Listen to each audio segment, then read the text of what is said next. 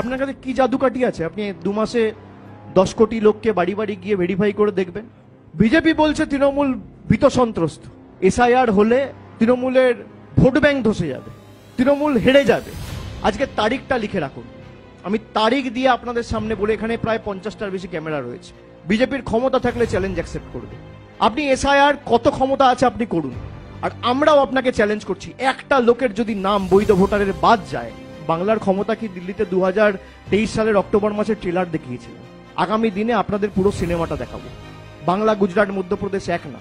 আর যারা বলছে যে তৃণমূল ভীত সন্ত্রস্ত, এখানে ক্যামেরার সামনে আমি অন রেকর্ড বলছি, বিজেপির যদি বুকের পাঁটা থাকে তাহলে চ্যালেঞ্জ অ্যাকসেপ্ট করবে। আমি তো অনেক চ্যালেঞ্জই দিই, আর আজকে তাদেরকে আবার বলছি যে আপনাদের ক্ষমতা থাকলে আপনারা এসআইআর করার পরেও তৃণমূল কংগ্রেসের যা ভোটের আসন ছিল 2021 সালে, একটা হলেও বাড়াবো, কমার জায়গায় নেই।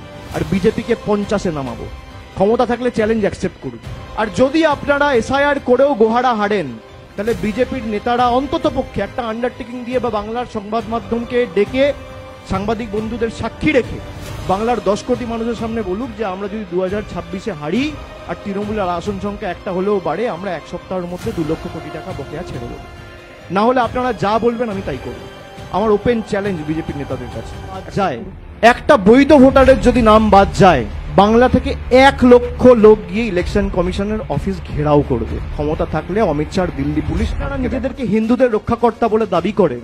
আজকে একজন ভদ্রলোক মারা গেছে খড়দাতে, তার নাম প্রদীপ কর। জিজ্ঞেস করুন তো কটা বিজেপির নেতা খোঁজ নিয়েছে?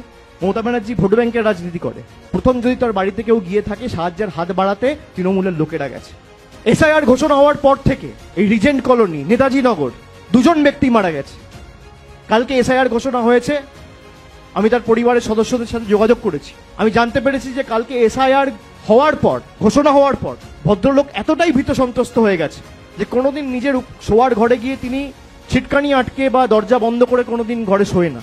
তার বৌদি বলছে যে দরজার খিলটা আটকে ছিটকানি মেরে তিনি শুতে গেছে। আজকে তার মৃতদেহ উদ্ধার করছে এবং তার সাথে তার সুইসাইড নোট।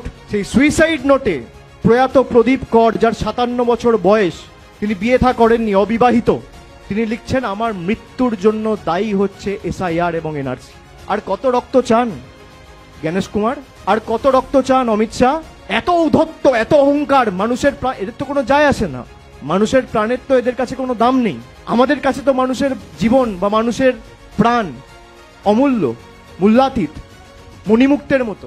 আর এদের এত ঔদ্ধত্য, অহংকার যে মানুষ মরছে, এদের কিছু যায় আসে না। সেবা নির্ভরযোগ্য প্রতিষ্ঠান Sarada Seva Sadan hospital private limited, Amala cinema হলের বিপরীতে ডাক্তার KD ঘোষের নার্সিংহোম।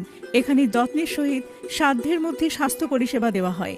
এখানকার অত্যাধুনিক ফেসিলিটিগুলির মধ্যে হল ICCU, AC sharing cabin, AC cabin, NICU, maternity, paediatric, ventilator facility, modular OT, orthopaedic surgery, any type of surgery, obstetrics and gynecology, 24 hours ambulance facility, general medicine, pathology, physiotherapy, PFT, ECG, EEG, Holter monitoring।